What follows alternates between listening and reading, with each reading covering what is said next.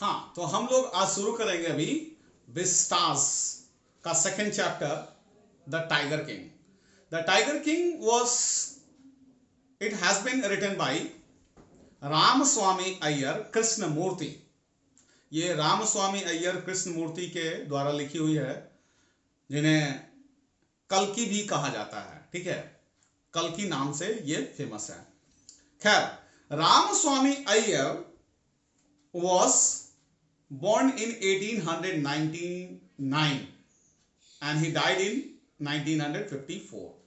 तो देखिए, हम इसलिए बात कर रहे हैं ना राइटर के बारे में कि वो अपने समय के इश्यूज को जरूर डिस्क्राइब करेंगे, वो जरूर बताए होंगे, तो हम उनके इश्यूज के बारे में इसीलिए जिक्र कर रहे हैं। ठीक है, तो रामस्वामी अय्यर जो है, यानी कि कल्कि जी ने एक बड़ा ही सीरियस इशू लिया है, और वो है टाइगर हंटिंग। उसी के बारे में है, इस स्टोरी में बताया गया है। इसमें बताया गया कि किस तरह से पहला एनिमल जो टाइगर है, कैसे आखिरी एनिमल टाइगर बदला लेता है, किस तरह से स्टोरी शुरू होती है और लास्ट में टाइगर अपना बदला ले ही लेता है। ठीक है, तो हम लोग इसी के बारे में जानेंगे। ये हम लोग इस स्टोरी को 2 पार्ट में लेकर चलेंगे, क्योंकि वीडियो बहुत ज्यादा लंबी हो जाएगी इसीलिए। ठीक है, देखते हैं। तो ये जो हम बात कर रहे हैं कि इसमें टाइगर किंग जो है, ये जैसा कि नाम बता रहा है द टाइगर किंग, बड़ा ही अजब गजब नाम है। और आप भी सरप्राइज हो रहे हो कि अरे ये तो द टाइगर किंग क्यों। देखिए, हम लोग इसको समझने की कोशिश करेंगे। ये देखिए, बादशाह अकबर के टाइम से भी पहले से होता है। अकबर ने ज्यादा हाईलाइट कर दिया था टाइगर हंटिंग को। एक्चुअली पहले के राजा महाराजा लोग अपने आप को सोचते थे कि भाई हम अपने रॉयल लाइफ को शो करें, हम अपने आप को पावरफुल दिखाए, तो फेरोसियस एनिमल टाइगर वगैरह को मार करके वो दिखाते थे कि देखिए हाउ पावरफुल वी आर, हम कितने बड़े लोग हैं। और साथ ही साथ इन फेरोसियस एनिमल को मारने के लिए जिन इंस्ट्रूमेंट की जरूरत होती थी, जिन वेपन की जरूरत होती थी, वो इतने आसान नहीं थे, गरीबों के पास हो नहीं सकते थे, अमीर लोग ही चाहिए। तो थोड़ा सा ये भी डिफिकल्ट था, इसलिए ये भी सारा थोड़ा सा प्रॉब्लम था। अभी टाइगर जो है, ये आज हम देख सकते हैं, मुगलों के बाद फिर अंग्रेजों ने भी कंटिन्यू किया। और अंग्रेजों का जब शासन रहा है, तो भाई अंग्रेजों के टाइम में अपने यहाँ प्रिंसली स्टेट्स हुआ करते थे शुरू शुरू में, और ये लोग बहुत डरते थे अंग्रेज से, है ना। और अंग्रेजों का जो जो कहते थे, ज्यादातर प्रिंसेस वगैरह, राजकुमार लोग, राजा लोग मान लेते थे। तो ये सब उनके टाइम में होता था, यानी कि कल्कि जी के समय में ऐसा कुछ सीन था।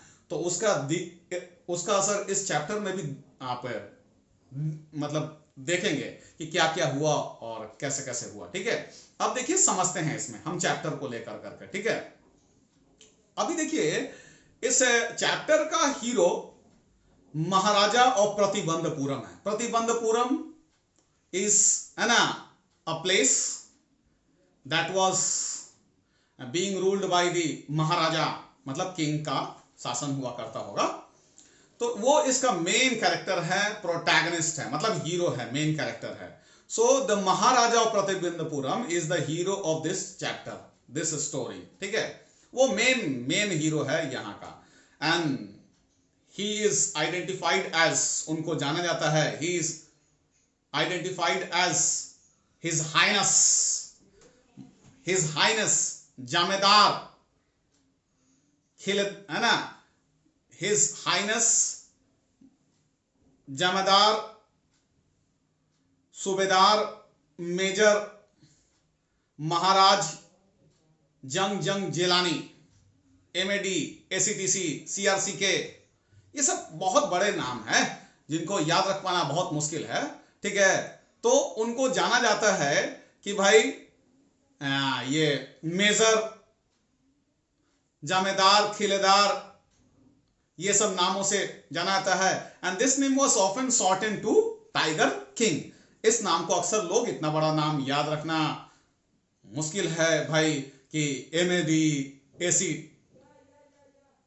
CRCK, है ना, मेजर, जामेदार, खिलेदार, सत्यव्याग्रह, समाहारी, महाराजा, जंग जिलानी, तो ये सब इतने बड़े नाम को शॉर्टन किया गया किस नाम से भाई?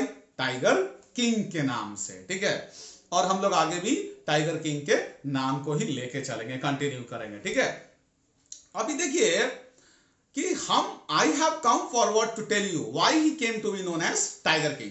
तो हम इसलिए आ गए हैं कि आपको बता सके कि क्यों उनका नाम टाइगर किंग पड़ा। मेरा कोई इंटेंशन नहीं है, I have no intention of pretending, मेरा कोई इंटेंशन नहीं है कि मैं नाटक करूं। I have no intention of pretending to advance, हमारा कोई इंटेंशन नहीं है कि हम नाटक करें और आगे बढ़े, है ना, to advance to end in a strategic withdrawal, कि भाई आपसे हम बोल दे कि देखिए भाई हम बता रहे हैं टाइगर किंग के बारे में और धीरे से क्या करे कि एंडिंग कर दे स्टोरी का, बिना इस बात को बताए हुए कि क्यों उसका नाम टाइगर किंग पड़ा। हाँ, हम बताएंगे जरूर, ये श्योर है, ये बात इस स्टोरी में लिखी हुई है। कल्कि जी ये सब बातें बता रहे हैं। स्टूका बॉम्बर का यहां जिक्र किया गया। अब स्टूका बॉम्बर क्या है भाई? स्टूका बॉम्बर ये एयरक्राफ्ट है जो कि जर्मनी ने यूज किया था वर्ल्ड वॉर के टाइम में। Stuka bomber is the name of the aircraft which was once used by Germany during the world war. It had dropped bombs, तो बॉम्ब गिराते थे और ये बड़ा ही अचूक निशाना होता था। तो इसीलिए बता रहा है कि हम स्टूका बॉम्बर से डरने वाले नहीं हैं, हम स्टूका बॉम्बर से डरने वाले नहीं हैं। आई I'm not afraid of Stuka bomber. Stuka bomber cannot throw me off the track. Stuka bomber मुझे ट्रैक से नहीं हटा सकता है। If Stuka likes, अगर Stuka चाहता है तो it can beat a hasty retreat. अगर Stuka को इतना भाई है तो वो मेरे रास्ते से हट जाए, लेकिन हम तो भाई जा रहे हैं। I am going to tell you the story. हम स्टोरी बताएंगे। तो हमने आपको बताया कि महाराजा जो है प्रतिबंधपुरम के, वो इस कहानी के हीरो हैं, और ये नाम हमने बता दिया कि जमेदार, है ना, खिलेदार, सतव्याग्र, समाहारी, महाराजा जंग जिलानी, एमएडी, एसी, टीसी, है ना, सीआरसी के। तो ये सब शॉर्ट कर करके इनको टाइगर किंग के नाम से जाना जाता है। This name is often shortened to tiger king. ठीक है, इस नाम को टाइगर किंग के नाम से जाना जाता है। फिर हमने बोला कि हम तो बताएंगे भाई स्टोरी, कुछ भी हो जाए हर हाल में। स्टूका बॉम्बर से भी मुझे डर नहीं है। हाँ, स्टूका चाहे तो मेरे रास्ते से हट जाए, क्योंकि हमको हर हाल में बताना ही है ये स्टोरी।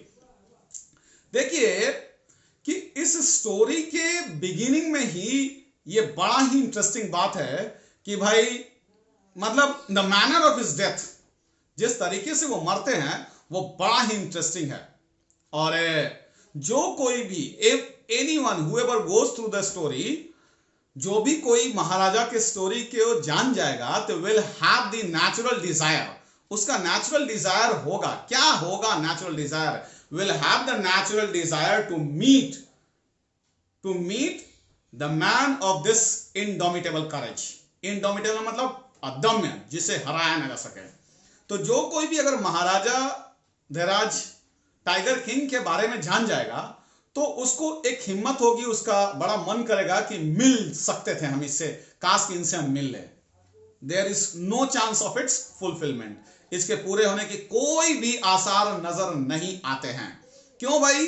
क्योंकि एक दिन, अब देखिए इसको कंपेयर कर रहा है ना, as Bharat said to Ram about Dasharath. क्योंकि देखिए भरत ने राम से कहा दशरथ के बारे में, आपको याद होगी रामायण सीरियल अभी हाल में दूरदर्शन पे टेलीकास्ट हुआ था।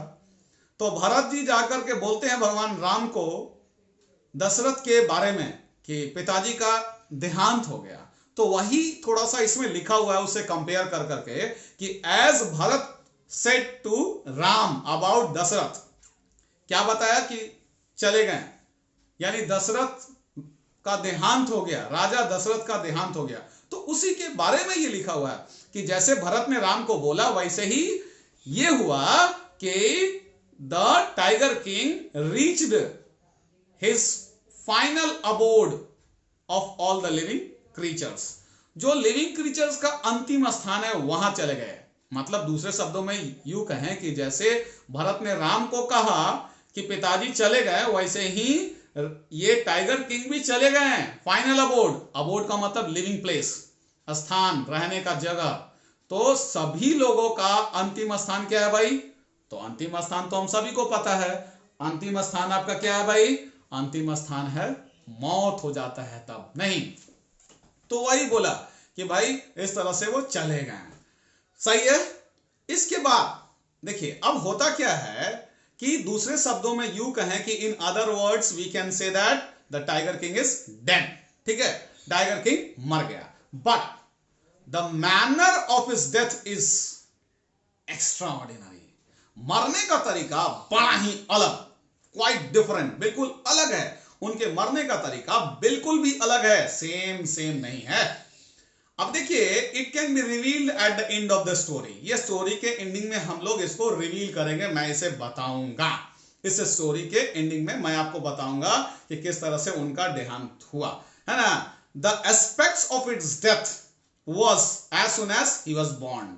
जैसे ही उनका जन्म होता है तो कैसे वो मरेंगे ये पहले ही डिस्क्लोज हो जाता है। हुआ क्या कि एस्ट्रोलॉजर्स हैड ऑलरेडी फोरटोल्ड, पहले ही बता देना। तो एस्ट्रोलॉजर्स ने पहले ही बता दिया था, क्या बता दिया था भाई, that the child the crown prince would have to die one day. Crown prince को एक न एक दिन मरना पड़ेगा, पहले ही बता दिया था जन्म के साथ साथ।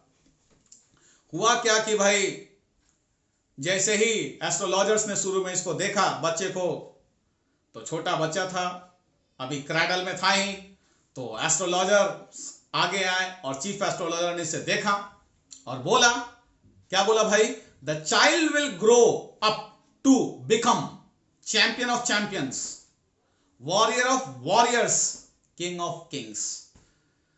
ये बच्चा बड़ा होकर करके वॉरियर का वॉरियर बनेगा, योद्धाओं का योद्धा, राजाओं का राजा और चैंपियनों का चैंपियन बनेगा। बट लेकिन they bit their lips and swallowed। लेकिन निराशा में, कैसे हम लोग देख करके कोई बात नहीं बताना चाहते तो आगे चुप हो जाते हैं। तो वैसे ही चीफ एस्ट्रोलॉजर ने देखा और ये सब बात बोल दिया कि champion of champions, warrior of warriors, king of Kings, but फिर वो चुप हो गए। दे पुट देयर, है ना, फिंगर्स ऑन द नोज, रख दिया, नहीं बता रहे थे, सरप्राइज हो गए, मतलब सॉरी, रिवील नहीं करना चाह रहे थे। लेकिन people forced them to speak. उन्होंने कहा कि if you are forcing us then okay, I am going to reveal. तब हम बताते हैं, आप इतना जिद कर रहे हैं तो हम बता ही देते हैं। तो क्या बताया उन्होंने, बताया कि the child will have to meet its end one day. बच्चे को एक दिन मारना होगा। अब इतना जिद किया जब सब लोगों ने, तो भाई सब लोग के जिद के वजह से कहना पड़ा कि एक दिन बच्चा मर जाएगा। अब बच्चा मर जाएगा ये कोई आश्चर्यजनक बात नहीं है भाई। All those people who have taken birth have to die one day. ये तो नेचुरल है ना, जिन्होंने जन्म लिया है उनका तो मौत होना ही होना है। तो इन्होंने इसीलिए ये बात जैसे ही बोला तो उधर से स्टेटमेंट आया, किसका भाई, ये छोटे से बच्चे का, 10 दिन का छोटा सा बच्चा। an astonishing phrase emerged from the lips of 10 days old child। ये छोटे से बच्चे के मुंह से 10 दिन के छोटे से बच्चे के मुंह से ये शब्द आए। क्या है भाई, ओ वाइस प्रोफेट्स, ये शब्द आए कि अरे वाइस प्रोफेट्स मतलब भविष्यवक्ता। अरे भाई वाइस प्रोफेट्स लोग, सब लोग सरप्राइज था। Everybody was surprised। they were looking for the source of the sound, from where the sound came। अभी दोबारा सोचने रहे थे सब लोग, तभी दोबारा फिर आवाज आया, O wise prophets, it was I who spoke. ये मैं हूं जिसने बोला है। अब जैसे ही ये बात बोला तो इस बार there was no grounds of doubt का तो कोई ग्राउंड ही नहीं, कोई शक की बात ही नहीं, कोई शक की गुंजाइश ही नहीं है ना। सब स्पष्ट दिख रहा था। चलिए भाई किसने बोला, ये स्पष्ट दिख रहा है, तो इस बार डाउट की बात ही नहीं है। सब लोग सरप्राइज थे, एवरीबॉडी वाज शॉक्ड, है ना, इन स्टुपेफैक्शन, कि भाई बताइए क्या मतलब है। आगे स्टेटमेंट दिया इस छोटे से बच्चे ने, 10 दिन का ये बच्चा है जो बता रहा है, बोल रहा है। क्या बोला कि all those who have taken birth have to die one day. There is no sense in it. इसमें कोई सेंस नहीं बनता है। There would be some sense if you tell us the means of death. भाई जो जन्म लिया है उनको तो मरना है, सभी को पता है। मरने का अगर तरीका आप बता दे तो थोड़ा सा कुछ मतलब बनता है, वरना ऐसा फिर क्या फायदा। वो तो सबको पता है, हमने जन्म लिया, आपने जन्म लिया, उनको तो मरना ही है। लेकिन अगर मरने के आप तरीके को बता देंगे तब तो इसमें कुछ मीनिंग आएगा, कुछ समझ आएगा कि चलिए ठीक है, ठीक है। तो there would be some sense if you tell us the means of death. भाई अब सब लोग शॉक्ड थे, स्टूपेफाइड थे। They looked at each other wildly and blinked their eyes. आंखें झपकाने लगे, पलकें झपकाने लगे। अरे ये कैसे हो गया कि 10 दिन का छोटा सा बच्चा, only 10 days old child, he was not only speaking but also making the reasonable question. भाई रीजनेबल क्वेश्चन भी बोल रहा है, ना केवल बोल ही रहा है बल्कि कुछ सेंस वाली चीज बोल रहा है, अच्छी बात बोल रहा है। It was something like bulletin issued by the war office than the facts. अब देखिए हम क्या बोल रहे हैं, समझते रहिए। हमने बोला कि ये उस तरह से था कि जैसे बुलेटिन वॉर ऑफिस से आती है फैक्ट्स के बजाय। फैक्ट्स जो सच होता है वो है, लेकिन होता क्या है कि वॉर ऑफिस में हम इसीलिए बोले थे कि ये थोड़ा सा हमको बैकग्राउंड भी जानना चाहिए राइटर का, कल की जिस समय के हैं तब का। जैसे देखिए वॉर ऑफिस से क्या होता है कि न्यूज हमेशा फॉल्स दिया जाता है, बढ़ा चढ़ा के, ताकि कम से कम हिम्मत ना टूटे जनता का, आर्मी का। जैसे अगर आर्मी ने 100 सैनिकों को मारा होगा रियल में तो बताएंगे 200 सैनिक मारे हैं, हमारी सेना ने 200 सैनिकों को मार दिया, 300 सैनिकों को मार दिया, बढ़ा चढ़ा के बोलते हैं। तो ये वैसा ही है, इट वॉज बुलेटिन है ना issued by the war office than the truth. It was rather like bulletins है ना, bulletin issued by the war office than the facts. Facts नहीं है ये, वॉर ऑफिस से इश्यू किया बुलेटिन की तरह बहुत कुछ है, नहीं वैसा ही मिलता जुलता है। क्योंकि देखिए 10 दिन का बच्चा भला कैसे बोल सकता है, तो बढ़ा चढ़ा के एग्जैजरेट कर देना, बढ़ा चढ़ा करके बोलना। तो यहां तो बढ़ा चढ़ा के एक तरह से वैसा ही महसूस हो रहा है। 10 दिन का बच्चा ना केवल बोल रहा है बल्कि रीजनेबल क्वेश्चन कर रहा है, बड़ा ही आश्चर्य वाला बात था। खैर उन्होंने again they observe the king, sorry the crown prince. Crown prince मतलब वो जो कि फ्यूचर में राजा होगा, ठीक है। तो फिर से उस लिटिल प्रिंस को देखा गया, फिर से वापस चीफ एस्ट्रोलॉजर ने ध्यान से देखा, ध्यान से देखा तो फिर स्टेटमेंट बनाया। क्या स्टेटमेंट बनाया भाई? स्टेटमेंट बनाया ये कि ठीक है किंग तो भाई आपका क्रॉन प्रिंस जो है बहुत बहादुर है, लेकिन he has taken under the star of, है ना, he has taken the birth under the hour of the bull। अब ये उस राशि में जन्म लिया है जिस राशि में बुल का जन्म होता है, मतलब वृषभ। वृषभ मीन्स टॉरस, TAURUS, टॉरस वृषभ राशि होती है। तो उसने ने कहा चीफ एस्ट्रोलॉजर ने कि the child has taken birth, बच्चे ने जन्म लिया है ना, under the hour of, sorry in the hour of the bull, ठीक है, बुल वाले समय में यह जन्म लिया है। And the bull and the tigers are enemies. तो भाई बैल और बाघ एक दूसरे के कट्टर दुश्मन होते हैं। So the death comes from the tiger. इस तरह से मौत आएगी क्रॉन प्रिंस के लिए, किससे? टाइगर से। अब आप भी सोचिए कि बाप रे, ये बात सुन करके ये छोटा सा 10 दिन का बच्चा डर गया होगा, बाप रे ये क्या हुआ, tiger. This exactly did not happen. You may think that the Tiger King must have been thrown into a quake to hear such a word. No, that exactly did not happen. ये बिल्कुल नहीं हुआ। क्या हुआ भाई? The Tiger King made a deep growl, गुर्राया, and made a terrifying statement, और जोर से चिल्लाया और स्टेटमेंट बनाया। क्या बनाया भाई? लेट द टाइगर्स बीवेयर, कह दो बाघों को सावधान हो जाए, उनके अंत आ गया है। डरा नहीं, देखिए टेरिफाइंग स्टेटमेंट बनाया, कह दीजिए उन बाघों को उनका अंत समय आ गया, मरने का समय आ गया। खैर ये घटना हो गई।